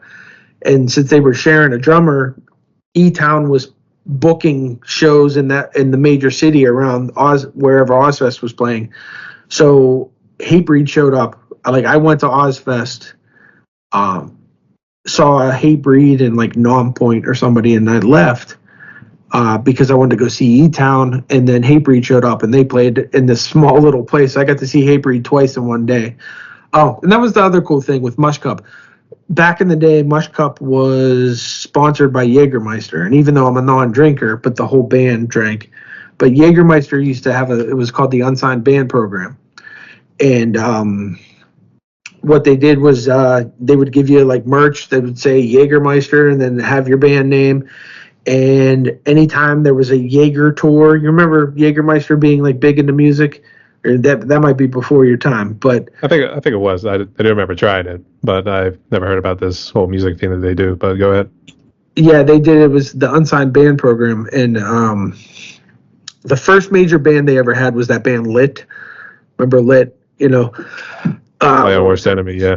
Yeah. So, and Bloodhound Gang was another band that they had, and then they had all these unsigned bands, and then they started sponsoring everything, and then it was like the Jägermeister stage was the second stage at Ozfest, and they Jaeger was great to us. We would get T-shirts. It would say Jaeger. It'd have the big logo on the front, and then on the back it would say Mush Cup, and then it would say like www.mushcup.com underneath or something like that. Posters. We had Bic lighters that would say Jaeger on one side. You flip it over, say Mush Cup. We got CD samplers. There all kinds of great stuff. But Jaeger was great to us. So we'd go to Ozfest for nothing. So that's why I could go to Ozfest and leave, because I didn't pay for the ticket anyways, because we got to go for free every year. And, we got to hang out with Slayer because of the Jägermeister band program. When Slayer came through, it was called the Jaeger Tour. They used to do shows at that ice arena out on Route 51. What was that place called? The ceiling collapsed, but they redid it. Ross Traver Ice Gardens. They used to do concerts there all the time. I've seen Deftones there. I saw Incubus there. I saw 311 there. I saw Social D there. But Slayer played, and it was called the Jägermeister Music Tour. And it was Slayer, Hatebreed, and Enemy or Archangel. Enemy? Was that the name of it? With the female singer? Arch Enemy, yeah. Out of Sweden or somewhere, yeah. Yeah. It was those bands. We weren't heavy enough to be on the show, obviously, being like a Linkin Park type band. But I still have the backstage. It's a hologram laminate. It's awesome. But we got Jaeger sponsored us for that. Put us on that, and as far as like being guests, and that's why we got to play with Drowning Pool, because that was a Jägermeister tour, and that was right before that original singer died. It was like 3-4 months before he passed. We got to play with them at Metropole. But that was I forget where what we were talking about before I went on this whole Jaeger thing. But Jaeger was really, really good to us, and the things we got to do because of Jägermeister. That's what got us in the Virgin Islands. They had a Jägermeister bar. It was called Offshore Bar, and it was right like where the big cruise ships would come into St. Thomas, and there was a bunch of bars and dining areas and stuff. And we got a call. It was in 2002, and they were like, "Hey, you guys want to play in Virgin Islands?" We're like, "Yeah." So we got to go down there for 4 days and play on the radio, or get played on the radio. I still have it. Well, obviously it doesn't come. I have a tattoo I got down in the Virgin Islands. It's on my leg. But yeah, they put us up for free. Nice hotel. So we got a nice little vacation and got to play music in St. Thomas because of that Jägermeister. But I've never tasted it. I don't know what it tastes like. Those guys definitely know what it tastes like. It's heavy, to say the least. It's more I don't want to say whiskey. It's been a while since I had it too. I actually remember when they did what they call the Jaeger bombs. They put it in the beer too, so it's like a double whammy, as I like to call it. So let's see why. Everybody says it tastes like black licorice, and I like black licorice, but I just don't want to drink alcohol. That's just my choice. But it was we'd get free posters. It was a great marketing tool to be sponsored by Jaeger. What they gave us and what they did, the free merch stuff was great. There's still some of like Mush Cup shot glasses, Mush Cup lighters, still floating around here somewhere. People have them. Actually, Steph, my guitar player, said he found a whole sleeve of the shot glasses. So I need to grab a couple of them. It's kind of cool that they have the logo on them and say Jägermeister on one side. Just be cool to decorate with. Yeah, it would be. Actually, I do remember one of my relatives actually gets the shot glasses wherever they go. I guess it depends on like which part of the world they go to. So it's like a little souvenir. So it's like a Yeah. little memory of like what places they've been to. And one of them is actually a Hard Rock Cafe that they normally collect a good bit. So yeah, I can say why.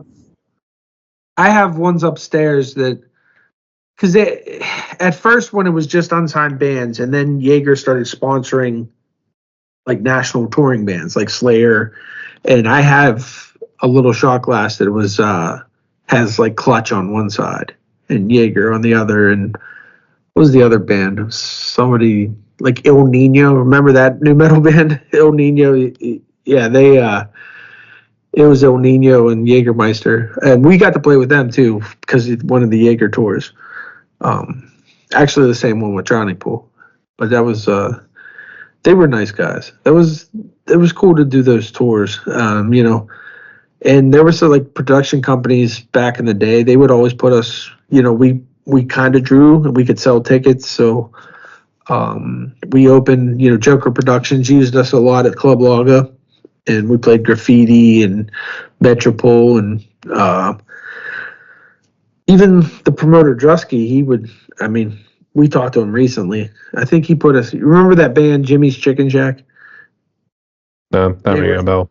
So they late 90s, had some radio play. They had a song called High.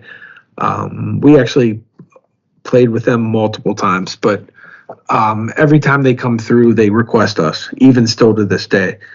And, you know, Drosky will call us up and be like, hey, you guys want to do it? Or can you do it? Or, you know, and last time we couldn't do it, they played Hard Rock. And Jimmy, the singer from that band, just looked down and he's like, oh, Mushcup's in the house.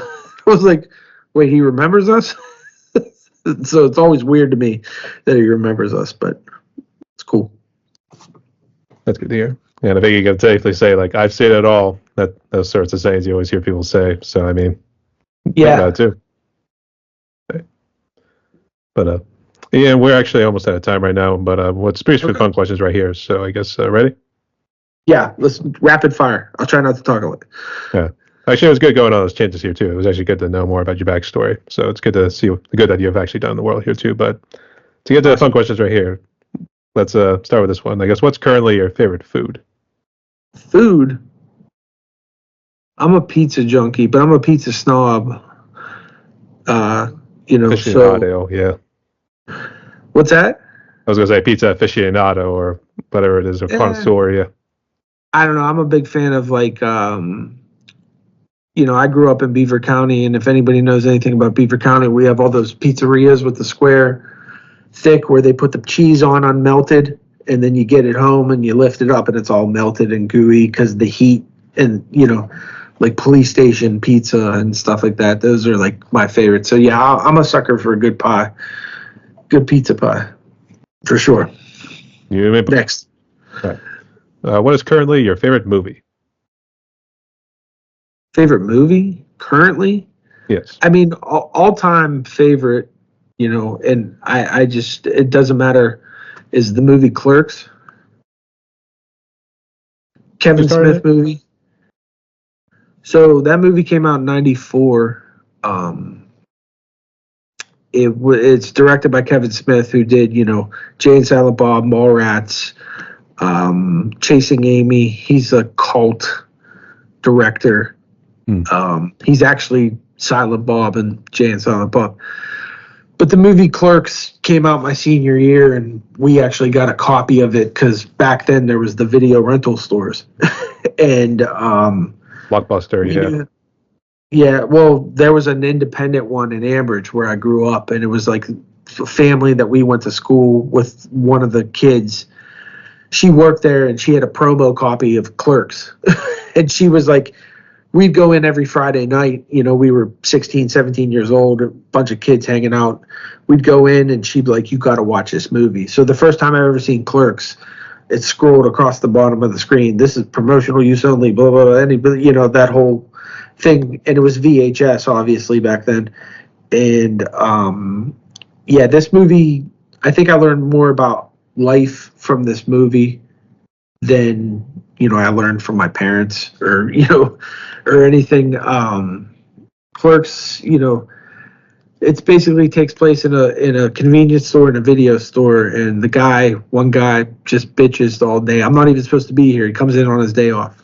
I'm not even supposed to be here. And the other guy who's supposed to be like the burnout and the one that's not responsible, at that, towards the end, I'm not really giving away anything. He was like, "You're here because you said yes. It's nobody else's fault that you're here." And it's just like being 16 years old and watching that movie and, kind of getting the lesson of like, when you're in a situation, nobody put you there but man up and take responsibility for that situation. So I think as being an impressionable 16-year-old, that movie helped me with a lot of, life lessons, so to speak. And it was really it's still my favorite movie to this day. I watch it every couple months. But yeah, it really just, made me learn that you need to step up for your actions sometimes. And so that's still my favorite movie. It does sound familiar, but I think I'll have to read it again just to make sure. But all right, good choice. It's in black and white.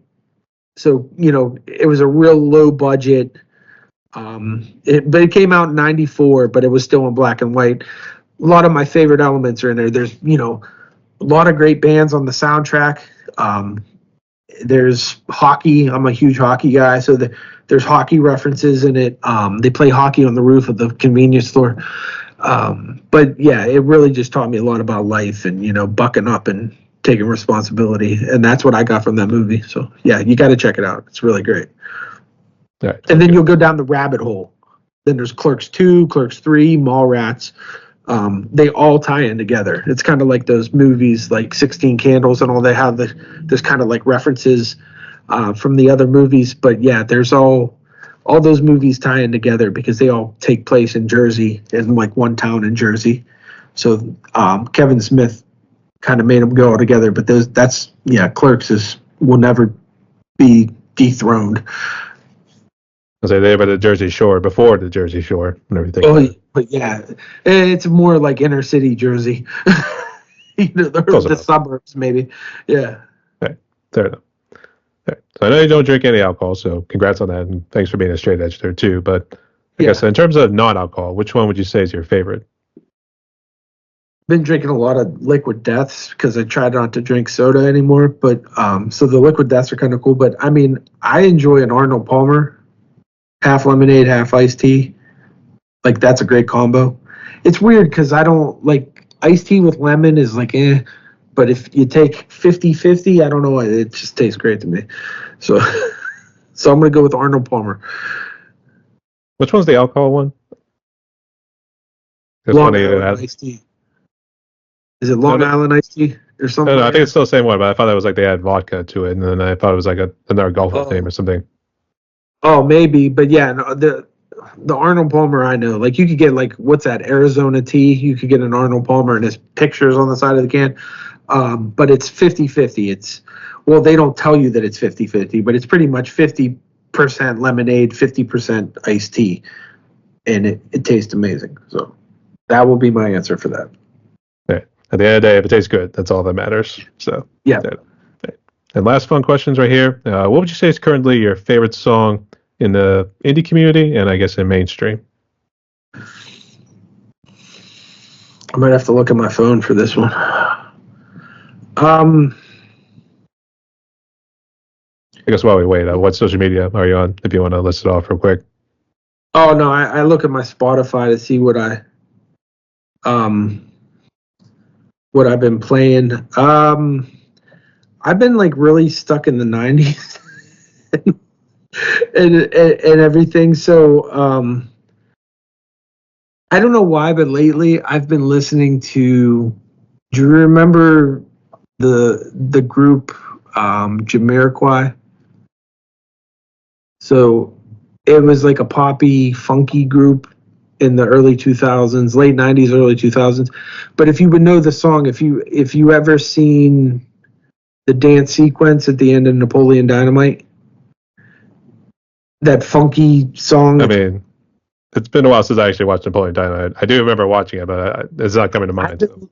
that song he dances at the end of the movie where everybody cheers and it's like real goofy dance, but it's a funky song. The song is called Canned Heat. And I've been listening to that song a lot lately. I don't know why. And I mean, everything I've been listening to is not new. But I don't know. There's right now I've been really, there's a band from Israel called Enoch.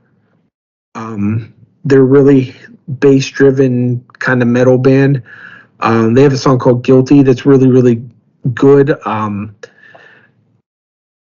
Recently I went to Cleveland to see my favorite metal band right now is Protest the Hero. Well, actually been for a while. And they just did a 10th anniversary of one of their, for their one album, Volition or whatever the hell it's called. And there's a song on there called Underbite. And I'm really high on that song. And it's, the song is about, you know, the artist, you know, pretty much thinking everybody in the audience is like below them. And it's, you know, by the end of the song, you know, the singer of Protest is pretty much saying it's all bullshit, you know.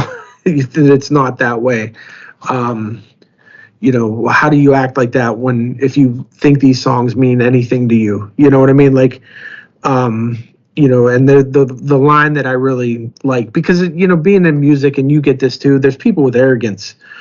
You know, you run into it all the time where there's people that aren't down to earth and they're just arrogant. It's like, whoa, man, you know, nobody's better than anybody else, you know, in my opinion. But the line from the song is, instead of pure vanity, people might connect with sincerity.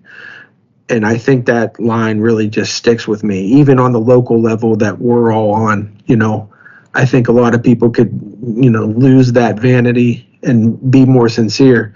And that song is, you know, it's the 10th anniversary of that album, but they've been touring on that and playing that whole record in its entirety. And that line always hits me. And it was, when I went to see him in Cleveland last month, it was a lot of fun. They were really, really good. They're a great band. I don't know if you listen to that band at all. You seem to like a lot of metal, but the dude's an immaculate writer. He writes some really good stuff. The only person I think that writes better lyrics in metal, hard rock is that guy that was in Every Time I Die, but he has many eyes now. Keith Buckley. He's a phenomenal writer. But yeah, I would have to say probably right now, you know, that poppy Napoleon Dynamite song that's like been on my playlist, and that Underbite song is from Protest has been my two favorites. I have heard of Protest the Hero. I think maybe just a couple songs, but I never really got fully into them. So I am familiar with them.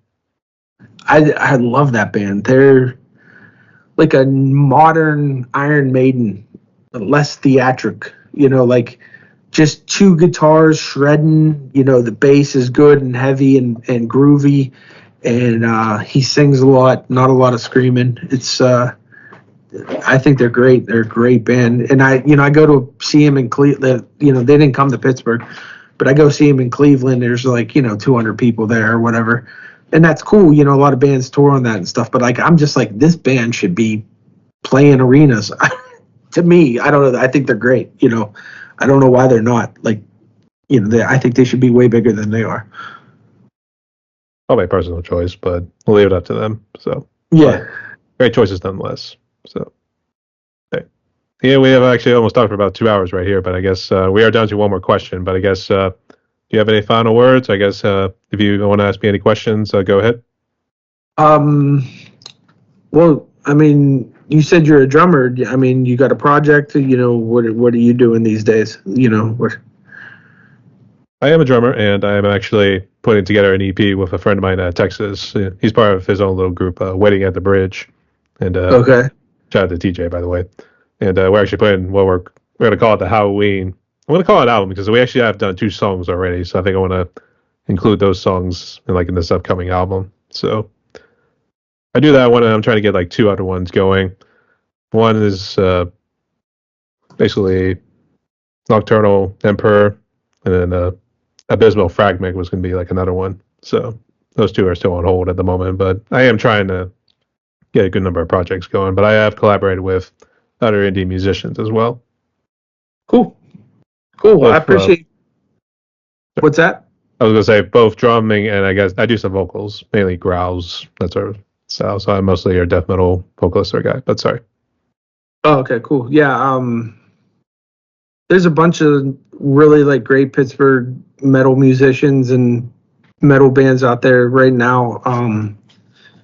Shout out to my friends in Negative 13. I don't know if you've ever heard Negative 13. They just opened up for I Hate God last month, which was pretty awesome because the singer is obsessed. But yeah, they're a great band, and there's a lot of good stuff in Pittsburgh. A lot of people doing a lot of good things. Venues are great. Preserving is a great venue for metal. I love that place. AJ does really great stuff there. Brings in a lot of good metal bands. He had Hoods there tonight, hardcore. I gotta watch what I spend my money. How many shows I go to. But yeah, no, I appreciate this. This was cool. This was a lot of fun. I like meeting new people. I love talking music, it's awesome. I'm glad you're starting something and doing something here. And we need more people to do things, podcasts, with video, I guess video podcasts or whatever you might call this, we need more interaction. We have to realize that it's a community and, we're not going to do it ourselves. Again, strength in numbers. So it's good that people are out actually doing stuff. People always go, oh, there's nothing to do. There's no this, there's no that. But it's like, there is, there's people out there that want to play music. There's people, tell my son he plays guitar. I'm like, you got to play with people. You got to get out there and meet people and play and get out, and you'll be on stage too. And, you just don't know. You don't know who will see this. You don't know who you'll meet and, get to, this might lead to something else, something big, We might collaborate on the DJ drum thing. Who knows? I would be up for it, but the schedule's a little tight. So I always got to know me too. Sometime in advance. So I would be up for one, though. All right, cool. We'll see about the future. But if there's nothing else here, here's how the last question would go. And this can kind of tie into advice as well here, too, that if you want to give to any musicians, but here's how it goes. So given what COVID has done, obviously it seems you've been pretty blessed, haven't been impacted by it too bad. But I guess for those musicians and people who've been impacted by COVID or anything else in their lives, what sort of message of hope, along with advice, would you give to those people and musicians as we try to move forward? Just keep pushing, keep plugging, the world doesn't stop. I mean, it did stop, but it's back and going, and you gotta just keep plugging and pushing, and trying to book and find people and connect with people, and build a community and get out there to do music, and there's always somebody down to play, and don't give up, go out there and, just keep playing, keep practicing, get better at your craft, and just like I'm trying to do. And you never know what's going to happen. You never know who you're going to run into. You never know what kind of opportunity you're going to get. And, nothing's going to come to you, nothing worth it's ever easy. I know that's like a cliche saying, but it's the truth. If you're playing guitar, drums in your basement or whatever, expecting people to come find you, it's not going to happen. You got to get out there. You got to make the connections. You got to have a personality, and just don't be a dick. Bottom line, nobody wants to play with a dickhead, and we all do. At some point. At some point in our lives, yeah. Yeah, so that would be it. Okay. Spoken like a true prodigy. Okay. Yeah. Thanks, man. So, I want to thank you so much again for coming on here, mate. And we've reached the end of my podcast right here. And I guess, got any final words? Any shout outs you want to give before we close? No, I think I mentioned everybody I wanted to mention. So, Cool. And just real quick, can you just mention what social media and I guess any streaming that you're on so they can check out your music as well as Mush Cup and I guess check it out on socials? I have a SoundCloud for my DJ stuff, so it's DJ-EN4K. I got some mashups on there. I mixed Limp Bizkit and Prince and things like that, but Mush Cup is on every streaming platform, every major one, Spotify, Tidal, YouTube, all that, all the Mush Cup stuff on there. And Fistful of Ballers, that's my hip hop cover band. We don't have, anything recorded because they're covers. But, we have a website, fistfulofballers.com. You could see us at every major venue in Pittsburgh. Hard Rock, November 15th. Jurgles in February. I think we're going to be at, what's that one in Lawrenceville? Something Box. what's that place? I think I know what you're talking about. Is it like close to Bloomfield where that big hospital is? Real tight space? That we're going to be there December 27th. That actually just got booked today. Let me see if I can find our group text. What's that place called? Brillo Box. Brillo Box, okay. Yeah, Brillo Box, yeah. So, I mean, yeah. And, Fistful of Ballers, Mush Cup, it's all on, Facebook and all that kind of stuff, too. So. All right, sounds good. So, everyone, my guest today was Ian Sallese, hailing from Western PA right there in the Beaver County region. So, it's good to get to know you more a bit here, mate. But he's a DJ. He's also part of the band Mush Cup, and I guess DJ-EN4K. I guess how'd you come up with that name real quick? Mush Cup is a bunch of goofballs. Like, we're all just jokesters and make fun of stuff. And I don't know, like, back when I joined the band, Brian, the guitar player, he just kept on. I didn't have a DJ name. Actually, my first DJ name was DJ Tanner because I thought it was funny from Full House. And I came up with that in like 98 or something. And I called myself DJ Tanner and I just didn't like it or whatever. But I should have stuck with it because now with searching and everything, people would put in, the character DJ Tanner from Full House and I might come up. But I didn't keep it. But Brian, was like, he thought it would be funny if I was really big and fat. He was like, we need a really big and fat guy behind the turntables, like the Fat Boys, the old hip hop group. And I just thought we always laughed about it. So he was like, you should be like 400 pounds, like really big. And he kept on doing like this. And I was like, so my name is Ian. So I just took the phonetics, E-N, and 400 didn't sound right. And at the time, I was listening to a lot of Outkast, and that guy's name is Andre 3000. So I just took 4 because he said 400. You should be 400 pounds.